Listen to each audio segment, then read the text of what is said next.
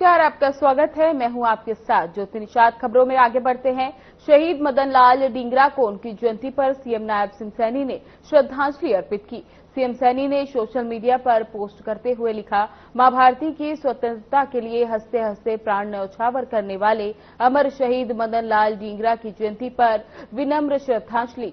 उनकी आदमीय देशभक्ति और बलिदान की गाथा सदैव हमें राष्ट्र सेवा और त्याग की प्रेरणा देती रहेगी।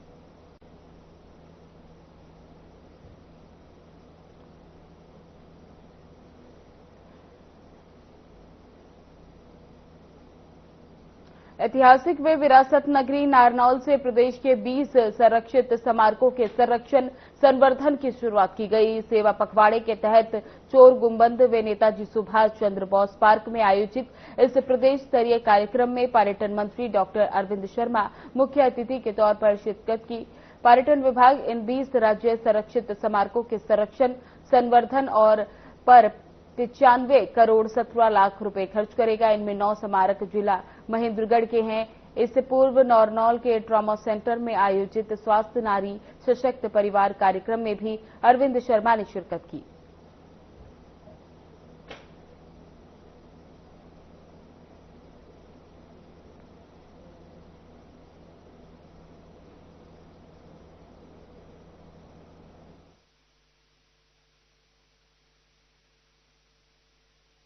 आदरणीय प्रधानमंत्री जी ने आज इस बात को कहा भी है कि हमारी बहनें माताएं अति व्यस्तता के कारण वो चेक भी नहीं करा पाती और समय निकाल करके अवश्य चेक कराएं।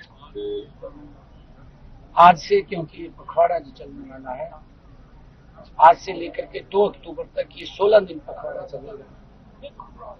स्वस्थ नारी सशक्त परिवार, इस अभियान के तहत आदरणीय प्रधानमंत्री ने ये भी कहा है कि देश में लाखों स्वास्थ्य कैंप लगेंगे और उन कैंपों में जरूर अवश्य वो चेक कराने। वोट चोरी के मुद्दे पर कांग्रेस नेता राहुल गांधी की प्रेस कॉन्फ्रेंस के बाद हरियाणा में कांग्रेसियों ने मोर्चा संभाला। कांग्रेसी विधायक जस्सी पेटवार ने चुनाव आयोग की निष्पक्षता पर सवाल खड़े करते हुए बीजेपी और आयोग की मिलीभगत का आरोप लगाया।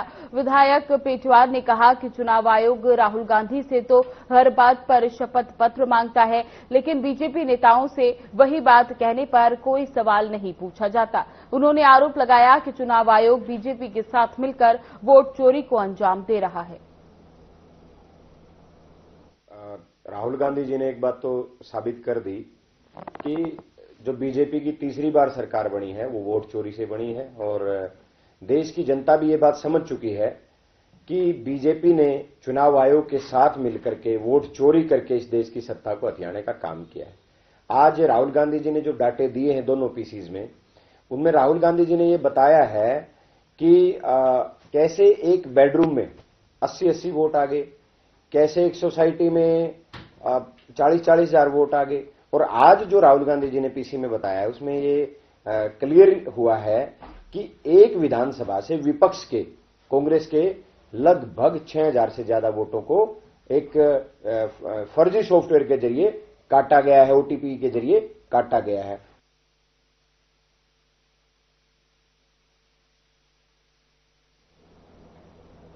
समालखा शहर के नेशनल हाईवे स्थित विधायक कार्यालय में प्रबुद्ध जन सम्मेलन और स्वास्थ्य जांच शिविर का आयोजन किया गया। तो वहीं इस कार्यक्रम में विधायक मनमोहन बड़ाना ने मुख्य अतिथि के तौर पर शिरकत की, जहां उपस्थित जनों ने पुष्प वर्षा कर स्मृति चिन्ह से मुख्य अतिथियों का भव्य स्वागत किया। बता दें कि सेवा पखवाड़े के अंतर्गत रक्तदान शिविर, नेत्र प्रशिक्षण शिविर आयोजित कर स्वच्छता शपथ दिलाई। तो वहीं विधायक मनमोहन बड़ाना ने सभा को संबोधित करते हुए कहा कि बीजेपी केवल राजनीति तक सीमित नहीं है, बल्कि सेवा को ही संगठन का आधार मानती है।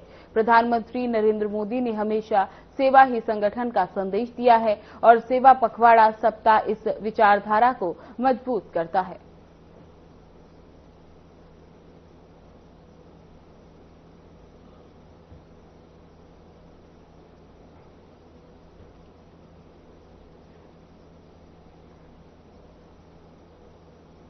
समालखा शहर के वार्ड 17 में स्थित वैश्य वरिष्ठ माध्यमिक स्कूल में बुधवार रात चोरों ने स्कूल का ताला तोड़कर चोरी को अंजाम दिया, जिसको लेकर स्कूल प्रबंधकों ने पुलिस को सूचित किया।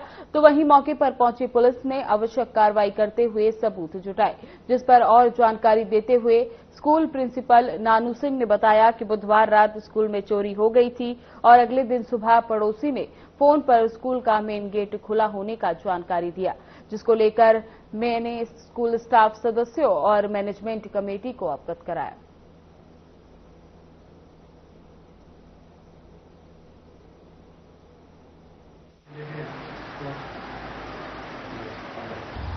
स्कूल में चोरी हो गई है। जैसे सर मैंने स्टाफ को इन्फॉर्म किया, स्टाफ ने आके मौके पर देखा तो मेन गेट का ताला टूटा हुआ था। अंदर आके तो स्टाफ रूम का लॉक खुला हुआ था। उससे अंदर आए तो हमारे दोनों जालों के गेट खुले थे। स्टाफ रूम में एंट्री करी तो ऑफिस एंट्री करी तो ऑफिस में से ऊपर से सारा एलईडी थी, कंप्यूटर था और जो वाईफाई का जितना भी सिस्टम था वो लेके चले गए। उधर वाले ऑफिस में देखा तो वहां से बैटरी चोरी हो गया। रसोई में गए तो वहां से सिलेंडर चोरी हो चुका था। कितना क्या नुकसान हुआ? कम से कम सर 40 या 50 हजार के रिपेयरिंग हुए हैं।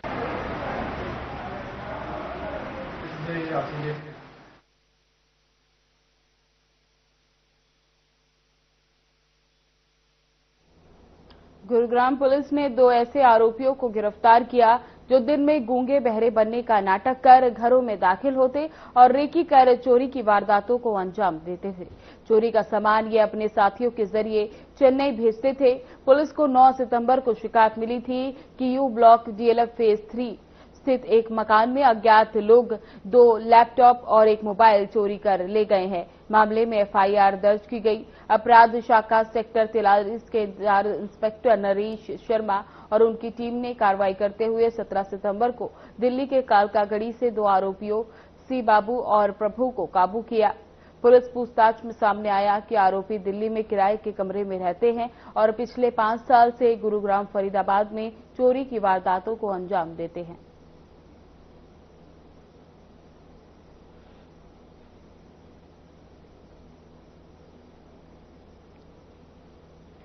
बरसात के बाद फरीदाबाद जिले में डेंगू और मलेरिया के केस बढ़ने लगे हैं। अब तक डेंगू के 16 और मलेरिया के 13 मरीज सामने आ चुके हैं। स्वास्थ्य विभाग का दावा है कि रोकथाम के लिए फॉगिंग, एंटी लार्वा दवाइयों और गुंजुभा मछलियों का उपयोग किया जा रहा है। हालांकि बल्लभगढ़ सेक्टर 3 के लोगों ने प्रशासनिक दावों को झूठा बताया। उनका कहना है कि दशहरा मैदान में बरसात का पानी जमा है और मच्छरों की भरमार के बावजूद कोई कार्रवाई नहीं हो रही।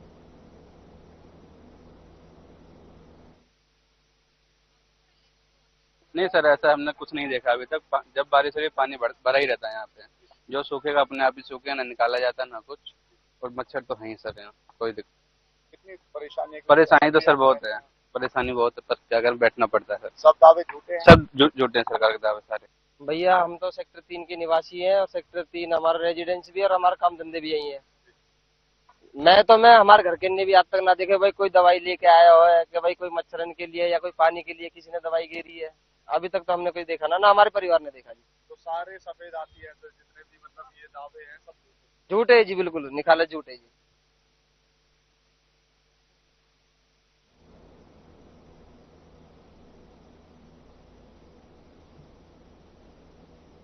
गुरुग्राम के सेक्टर 39 के निवासी क्षेत्र में फैलासी समस्याओं से परेशान हैं। लोगों ने बताया कि यहां पर उन्हें लंबे समय से कई गंभीर समस्याओं का सामना करना पड़ रहा है। उन्होंने अपनी समस्याओं को लेकर नगर निगम गुरुग्राम को कई बार शिकायतें भी दी, लेकिन महीने बीत जाने के बावजूद भी कोई ठोस कार्रवाई नहीं की।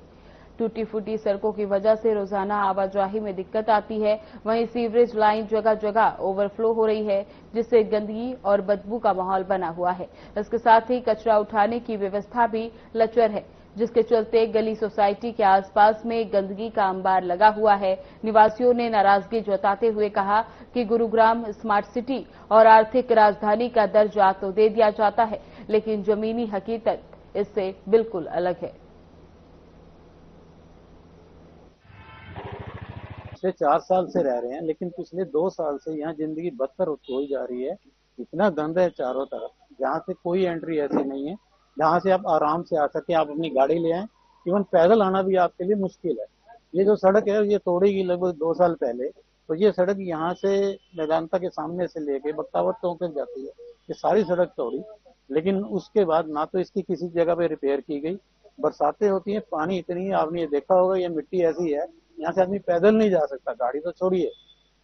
प्रॉब्लम ये हो रही है कि भाई उधर से लोग अपने घरों पे कचरा फेंकते हैं, इसलिए कोई उन्होंने फोकल पॉइंट ऐसा नहीं बनाया हुआ कि जहां पर लोग कचरा फेंक सके। जहां दिल करता है लोग कचरा फेंक जाते हैं, उसको उठाने के लिए हमें बार बार इनको रिक्वेस्ट करनी पड़ती है।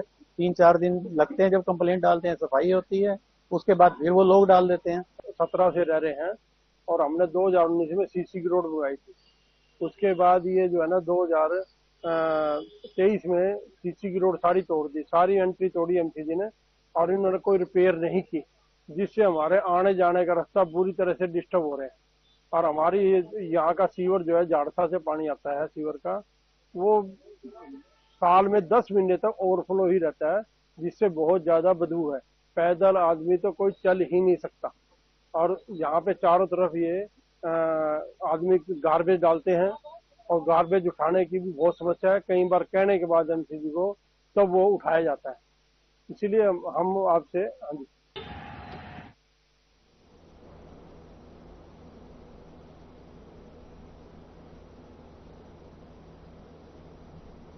होडल सब डिवीजन में एचएसईबी वर्कर यूनियन ने उपमंडल अधिकारी के खिलाफ 2 दिवसीय धरना प्रदर्शन शुरू किया। यूनियन का आरोप है कि अधिकारियों ने तानाशाही रवैया अपनाते हुए कर्मचारियों के तबादले गलत तरीके से किए, जबकि उनकी कार्यप्रणाली में कोई कमी नहीं थी। यूनियन ने वार्ता के लिए 2 दिन का समय दिया, लेकिन अधिकारियों ने कोई प्रतिक्रिया नहीं दी, जिससे कर्मचारियों में रोष है। प्रदर्शन का नेतृत्व सब यूनिट प्रधान नीरज रावत और मंच संचालन धीरेन्द्र रावत ने किया। यूनियन का कहना है कि अगर जायज मांगे नहीं मानी गई तो धरना जारी रहेगा।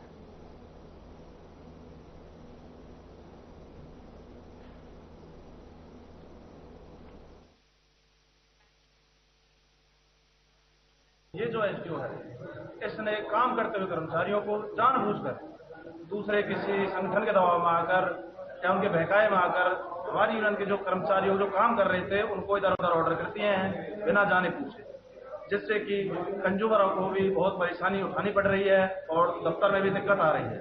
तो हम अपने आज जो हमने धरना प्रदर्शन किया है, इसमें हम आपको बता देना चाहते हैं इस चीज के माध्यम से, ये एसडीओ का जो रवैया है ये बहुत ही गलत है, जो बिल्कुल भी हमारे संगठन को बर्दाश्त नहीं है।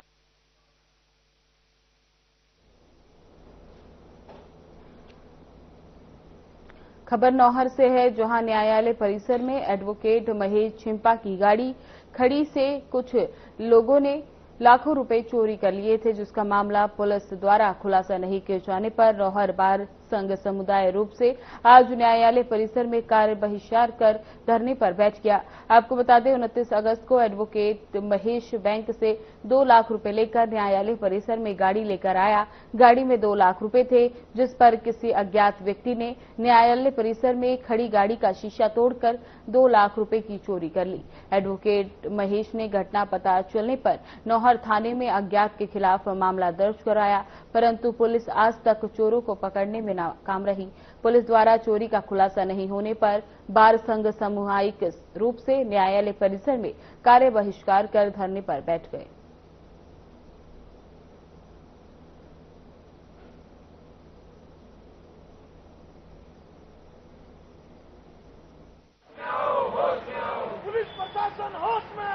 वकील साथी थे महेश कुमार जी छिंपा, 29/7 को वो 2 लाख रुपए की कार में बैग से लेकर आए थे, सरकारी खड़ी की अदालत के अंदर, और 11 बजे यहाँ पहुंचे। 12 बजे घर जाने के लिए पैसे 12:30 संभाले कि 2 लाख रुपए रेड साइज वाला शीशा टूटा हुआ था, तो उसने लोगों को बताया, तो सीआई साहब को फोन किया। सीआई साहब महेश साहब यहाँ पहुंची, उन्होंने जांच की, बैग भी गई, सारी इंक्वायरी की। उसके बाद में उसी दिन FIR दर्ज कर दी। 7-8 दिन तफ्तीश करते रहे। हमने फिर मीटिंग की, बार रूम के अंदर रोज के कोर्ट परिसर में उनको सीआई साहब को बुलाया, भैया आपने 7-8 दिन में क्या प्रोग्रेस की? तो उन्होंने कहा जी हम कई लोगों को बुला कर पूछे और सख्ती से पूछताछ किए, प्रयास कर रहे हैं। तो हमने उनको 3 दिन टाइम दिया। 11 तारीख को साफ हुई। इनके बीच की बात है कि यहाँ कोर्ट परिसर में एक कार थी, वकील साहब कोई KCC के पैसे लाए थे और कोई चोर जो है उनका शीशा तोड़ के उनकी डिग्गी में से करीबन 2 लाख रुपए चोरी कर ले गया। तत्परता दिखाते हुए एसएचओ भी आया, हमारे साइबर टीमें भी आई, हमने दम भी उठवाए, साइबर एक्सपर्ट ने भी प्रयास किए, मगर दैट टाइम मेला चल रहा था गोगामेड़ी और टीमें ज्यादा व्यस्त वहां थी। और अब जब मेला समाप्त हुआ है तो हमने और सक्रिय रूप से उसका विश्लेषण करेंगे और तकनीकी सहायता का प्रयोग लेंगे। पुलिस कार्रवाई अभी तक हमने उस प्रकरण में 8 से 9 लोगों को उठाया है, पूछताछ करी है।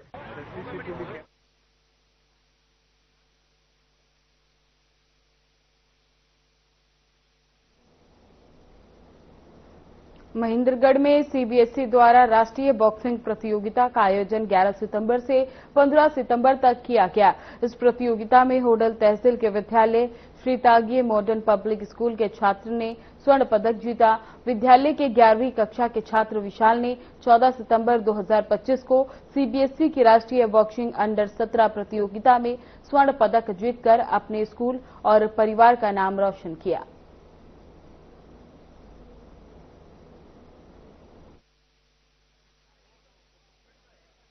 हमारे त्यागी मॉडर्न विद्यालय के बच्चे विशाल ने नेशनल में स्वर्ण पदक बॉक्सिंग में प्राप्त किया है और उनके घर वालों ने बहुत ज्यादा मेहनत करके हमारे स्कूल का उस बच्चे ने नाम रोशन किया है।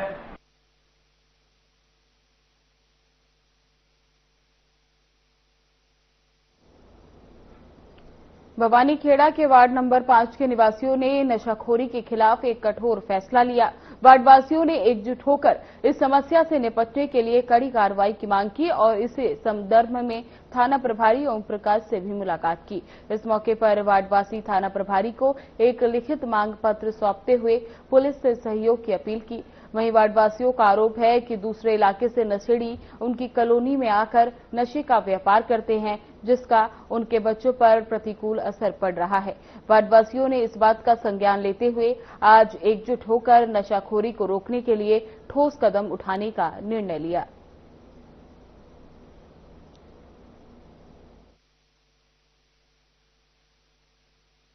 ये भी हमने नशा मुक्ति के लिए इकट्ठे करे हैं भाईचारा सारा हमारा वार्ड नंबर 5 पुराना वार्ड नंबर है ये। इसमें बहुत ज्यादा मतलब नशा दिखता है यहाँ पे और हमने कई बार इनको समझा दिया भाईचारे के हिसाब से कि भाई अपना नशा बंद कर दो, लेकिन ये समझ नहीं रहे इस बात के लिए।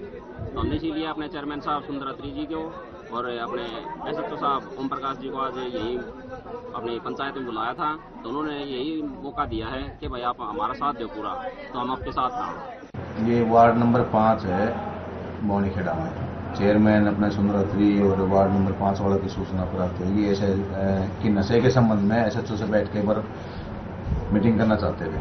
जो मैं मौके पे टीम को लेकर गया और वहाँ पे करीब 70-80 यंग लड़के पार्क में मिले। उनके साथ बैठ के नशे के प्रति आपस में विचार विमर्श किया गया और नशे से बचाव के संबंध में कुछ गाइडलाइन दिलाई गई, समझाया गया और नशे के प्रति काम करने के लिए लोगों ने बताया कि हम 5-7-10 आदमी एक कमेटी बनाकर पुलिस के साथ टीम के साथ काम करना चाहते हैं, जो पब्लिक की सहायता से और हमारी टीम मिलकर दोनों काम करेंगे इसमें। और जो भी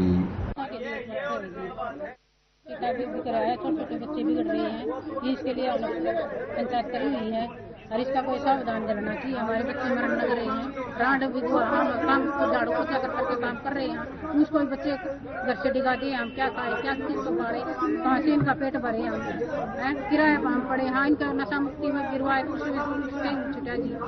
घर घर हम जाके कहा अभी हमारे बच्चों को ना दिया करो, ना दिया करो, उससे भी नहीं मना कर रही जी। आपके बच्चों को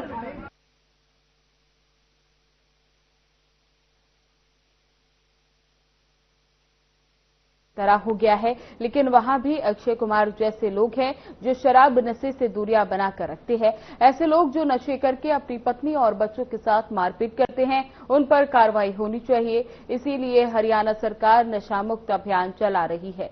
ये कहना है हरियाणा राज्य महिला आयोग के चेयरपर्सन रेणु भाटिया का। रेणु भाटिया ने आज फरीदाबाद में, जहां उन्होंने फरीदाबाद, पलवल सहित अन्य जिलों की घरेलू विवाद और झगड़ों की समस्याएं सुनी और उनका समाधान किया।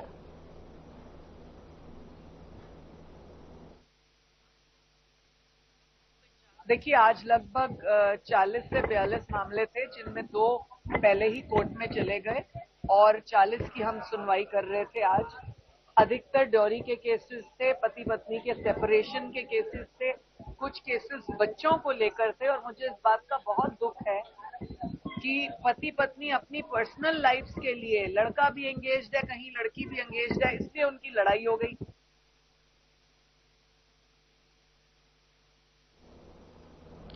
यमुनानगर डीसी कार्यालय में भारतीय किसान यूनियन द्वारा धान और बाजरे की सरकारी खरीद शुरू करवाने को लेकर सांकेतिक हड़ताल करते हुए सभी किसान भूख हड़ताल पर रहे। किसान द्वारा सुबह 10 बजे से शाम 4 बजे तक भूख हड़ताल की गई। किसानों द्वारा शाम 4 बजे डीसी यमुनानगर को मुख्यमंत्री के नाम मांग पत्र दिया गया। किसान नेताओं ने सरकार को चेतावनी देते हुए कहा कि अगर सरकार जल्द ही धान की खरीद शुरू नहीं करती तो आने वाली 22 तारीख को हरियाणा प्रदेश का किसान पीपली में जीटी रोड के पास ताऊ देवीलाल पार्क में इकट्ठा होंगे और वहां से अगले निर्णय लिए जाएंगे।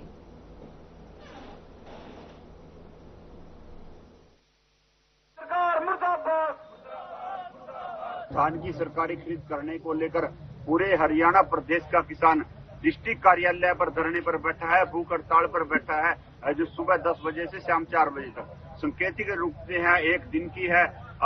आज यमुनानगर के किसान यमुनानगर डीसी सचिवालय में बैठे हैं और हमारी मांग है कि धान की खरीद सरकार तुरंत शुरू कर दे। आज हमारी धान बिल्कुल पककर तैयार है। मंडियों में तकरीबन हर मंडी में कई हजार कट्टे धान के आ चुके हैं, लेकिन सरकार ने खरीद शुरू नहीं की, जिसके कारण औने पौने दामों में हमारी धान को पीटा जा रहा है और लंबे समय से किसान मांग करते आ रहे हैं। अभी पिछले 10 तारीख को सीएम हाउस में किसानों की मीटिंग सीएम साहब से थी, उसमें हमने मांग रखी थी। सीएम साहब ने आश्वासन भी दिया था कि हम 1 तारीख से पहले खरीद शुरू कर देंगे, लेकिन आज 18 तारीख हो चुकी है, आज तक भी सरकार ने खरीद शुरू करने की घोषणा नहीं की, जबकि पंजाब सरकार ने 15 तारीख से खरीद शुरू करने की घोषणा कर दी थी और शायद खरीद करनी शुरू भी कर दी है। कि जल्द सरकार मान जाए, आज सांकेतिक रूप से है। अगर आज भी सरकार नहीं मानती तो आने वाली 22 तारीख को पूरे हरियाणा प्रदेश का किसान पीपली में जो जीटी रोड के पास ताऊ देवीलाल पार्क है, वहां पर इकट्ठे होंगे और वहां से अगला निर्णय लेंगे। शुरू करो।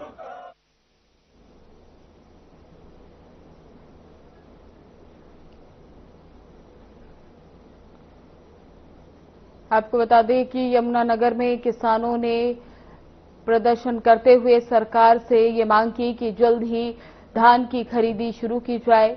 इसको लेकर डीसी को किसानों ने अपना मांग पत्र सौंपा, जिसमें किसानों ने अपनी कई मांगे लिखी। इस दौरान किसानों ने कहा कि अगर उनकी मांगों को जल्द पूरा नहीं किया जाएगा तो वो जल्द से जल्द 22 तारीख को जाकर देवीलाल पार्क में इकट्ठा होंगे और आगे के निर्णय के बारे में फैसला तय करेंगे। बता दें कि लगातार किसानों में इस बात का रोष है कि धान बाजरा की खरीद नहीं हो पा रही है। फिलहाल बुलेटिन में बस इतना ही। बने रहें हमारे साथ। नमस्कार।